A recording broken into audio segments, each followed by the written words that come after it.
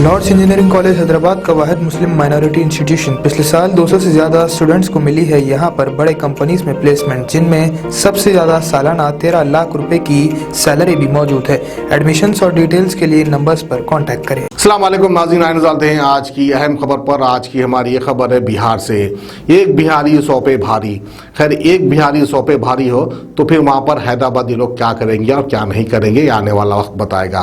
खैर, आपको ले चलते हैं बिहार सीमांचल, जहाँ पर कांग्रेस के कायद इमरान प्रतापगढ़ी ने एक बेहतरीन तकरीर की।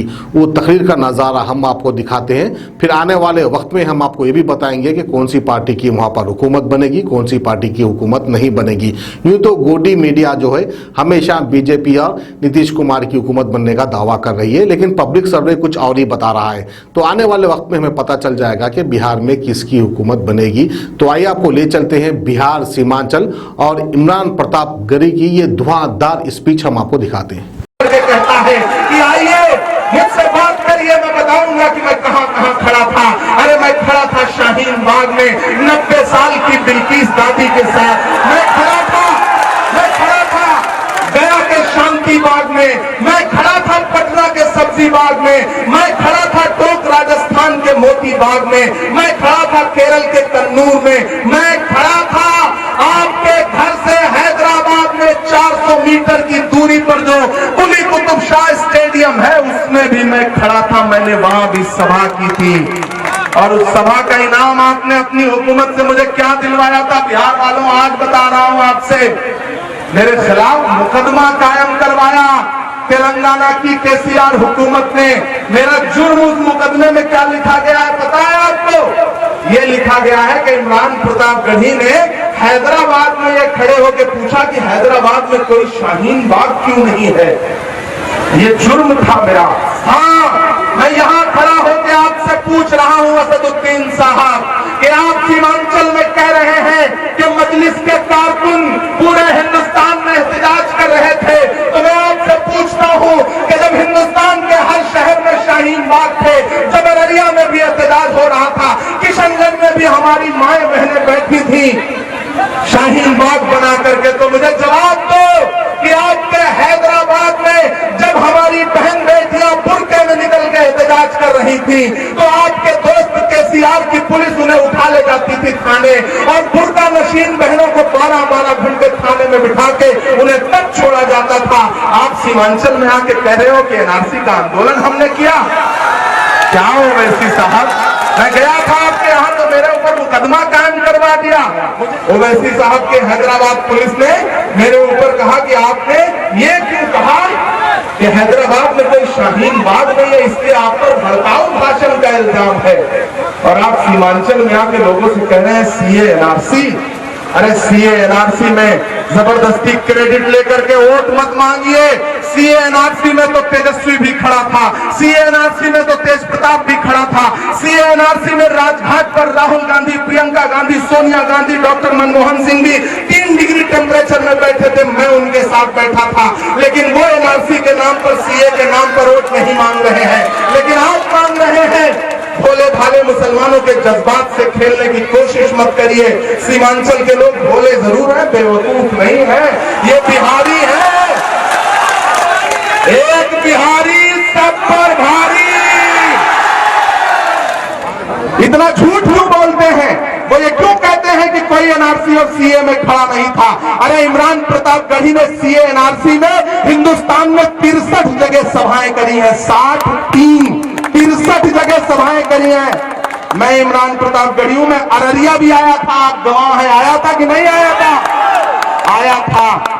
और तो और एक बात बताऊं, जिस दिन सीए एनआरसी के लिए सबसे पहली लाठी चली थी पुलिस की जामिया के निहत्थे बच्चों पर, तब कोई असदुद्दीन ओवैसी नजर नहीं आया था। रात के 10:30 बजे से सुबह के 4:30 बजे तक दिल्ली पुलिस मुख्यालय के हेडक्वार्टर के सामने खड़ा होकर के इमरान प्रतापगढ़ी दिल्ली पुलिस मुर्दाबाद के नारे लगा रहा था। कहां थे आप कहते हो कि आपने सीए एनआरसी में हिस्सा लिया। अरे असदुद्दीन ओवैसी, मैं पूरे हिंदुस्तान के मुसलमानों को मुखातिब करके आपसे सवाल पूछता हूं कि अगर आपने सीए एनआरसी के आंदोलन में हिस्सा लिया तो मुझे एक तस्वीर दिखा दो जब आप दिल्ली के शाहीन बाग में आए हो। नहीं, एक नहीं आए थे। मैं गया था 4 बार 5 बार गया था वहां पर। आप मुझे एक तस्वीर दिखा दो जब पटना के सब्जी बाग आए हो। आप मुझे एक तस्वीर दिखा दो। आप दिल्ली में आते थे, संसद सत्र में हिस्सा लेते थे, टीवी चैनलों के डिबेट में बैठने के लिए नोएडा भी जाते थे, लेकिन शाहीन बाग कभी नहीं आए, क्योंकि आप टीवी पे तकरीर करते हो, लेकिन जहां जमीन पर उतरना होता है सरे मेंबर वो ख्वाबों के महल तामीर करते हैं, इलाजे गम नहीं करते, फकत तकरीर करते हैं। अरे हमारी शायरी में दिल धड़कता है जमाने का, जो हम महसूस करते हैं वही तहरीर करते हैं। मैं जब सच बोलता हूं तो मुझे गालियां देते हैं इनके ट्रोल। पूरी सोशल मीडिया की टीम लगा दी जाती है कि जाओ इमरान प्रतापगढ़ी को गाली दो। माँ बहन की गालियां, वोट अल्लाह रसूल के नाम पे मांगते हो और एक अपने ईमान वाले भाई को माँ बहन की गाली दिलवाते हो। नहीं इत्तेफाक रखता मैं तुम्हारी सियासत से, तुम अपनी सियासत करो, हम अपनी सियासत करें, लेकिन हमने तुम्हें कभी गाली नहीं दी। इस यहाँ मौजूद किसी भी भोले भाले इंसान ने किसी दूसरे सियासी पार्टी के इंसान को गाली नहीं दी, लेकिन आपके लोग गाली देते हैं और फिर जो कि हाट में खड़े होकर के मरहूम तस्लीमुद्दीन साहब का हवाला देते हो। अरे ओवैसी साहब, आप मुसलमानों के इत्तेहाद के लिए तकरीरें करते हो, क्या यही इत्तेहाद है? क्या यही इत्तेहाद है? एक सगे भाई के खिलाफ एक सगे भाई को लड़ाना, क्या यही इत्तेहाद है?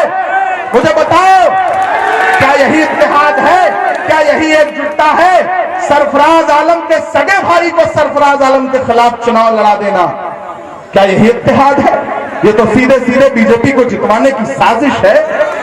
सीधे सीधे साजिश है कि नहीं है, मुझे बताओ। वो जो कि हाट जिसे अपने खून पसीने से तस्लीमुद्दीन साहब ने सींचा, वहीं आकर के आप उन्हीं का हवाला देके बीजेपी को जिताने की कवायद करते हो। अरे असदुद्दीन ओवैसी साहब, मैदान महशर में, हश्र के मैदान में तस्लीमुद्दीन साहब आपका गिरेबान पकड़ के पूछेंगे कि आपने अपनी सियासत के लिए, आपने अपनी सियासत के लिए मेरे 2 सगे बेटों को आपस में लड़वा दिया। सियासत आती जाती रहेगी, लेकिन आपने जो 2 सगे भाइयों के दिलों में नफरत का जहर बोया है, वो कैसे खत्म होगा? कौन सी सियासत कर रहे हो असदुद्दीन साहब? कौन सी सियासत है ये? माइक पर खड़े होकर के लोगों को इत्तेहाद और मुत्तहिद करने की बातें और सगे भाई के खिलाफ सगे भाई को लड़ा देना, क्या मुंह दिखाओगे? आज तस्लीमुद्दीन साहब की रूह ऊपर कितना तकलीफ में होगी कि एक सगे भाई के खिलाफ, अरे टिकट कट गया। शहनवाज आलम मेरे भाई, आप भी मेरे भाई हो, टिकट कट गया तो कट गया। सगे भाई के खून के लिए विधायकी के टिकट का क्या? अगर प्रधानमंत्री की कुर्सी भी तुम्हें मिलती तो तुम्हें ठोकर मार देनी चाहिए थी, लेकिन तुम मिल गए उनके साथ, तुम मिल गए उनके साथ। एक भाई से इतनी नफरत, बड़ा भाई होता है। बड़ा भाई उसी कोख से पैदा हुआ है जिस कोख से आप पैदा हुए हो। उस एक बड़े भाई के खिलाफ नामांकन करते हुए हाथ नहीं कांपा आपका? क्यों? क्योंकि असदुद्दीन ओवैसी साहब ने चाबी भर दी थी, क्योंकि बिहार में सरकार बन रही है तेजस्वी यादव की, तो लोग छोड़ दिए गए हैं। मेरे भाई, 1-2 विधायक 3 विधायक जिताने की लड़ाई है ही नहीं।